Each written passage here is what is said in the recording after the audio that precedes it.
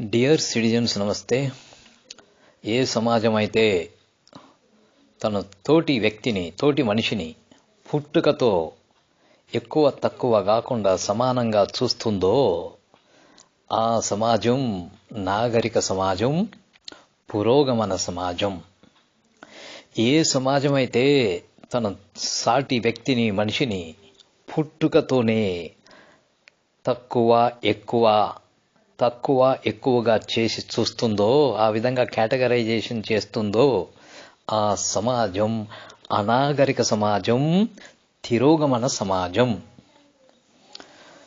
మరి వైఎస్ జగన్మోహన్ రెడ్డి గారు ఒక మంచి సమాజాన్ని నిర్మించే దిశగా కృషి చేస్తారని ఆశిస్తూ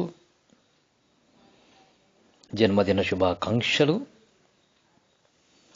మంచిగా ఆయురారోగ్యాలతో జీవించాలని కోరుకుంటున్నాము. అయితే ఈ ఏబిఎన్ రాధాకృష్ణ తన ఛానల్లో ఈ మధ్యనే మరి డాక్టర్ వైఎస్ రాజశేఖర రెడ్డి గారి విగ్రహాన్ని పావురాలగుట్టలో మరి నిర్మిస్తూ, మరి జగన్మోహన్ రెడ్డి గారిది కూడా పావురాలగుట్టలో మేము నిర్మించాలి, అందుకని చందాలు వసూలు చేస్తున్నాం అంటూ ఒక కామెడీ షో మరి కామెడీ షోని ప్రసారం చేశాడు.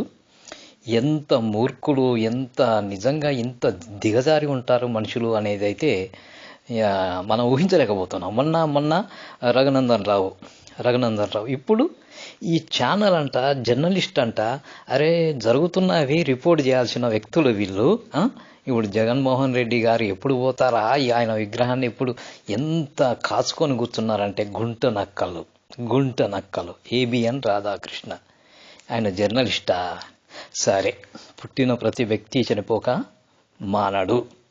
రాధాకృష్ణ, ఇక నువ్వు వెధవ అని తేలిపోయింది. ఇట్లాంటి కార్యక్రమాల ప్రసారం చేస్తావా ఛానల్లో కూర్చొని? నువ్వు వెధవ అని తేలిపోతుంది. ఇంతకీ మీరు చనిపోయిన తర్వాత మీ విగ్రహాలు ఎక్కడండి?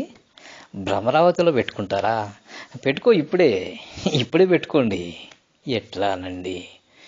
ఒక మనిషి మీద నిజంగా బతికుండంగానే ఈ విధంగా, నిజంగా అందులోనూ ఛానల్ హెడ్, జర్నలిస్టు, సమాజం ఎడిపోతుందో. అయితే ఒక్క విషయం మీరు కోరుకున్నంత మాత్రాన ఇలా అలా జరుగుతానని ఎక్కడా లేదు.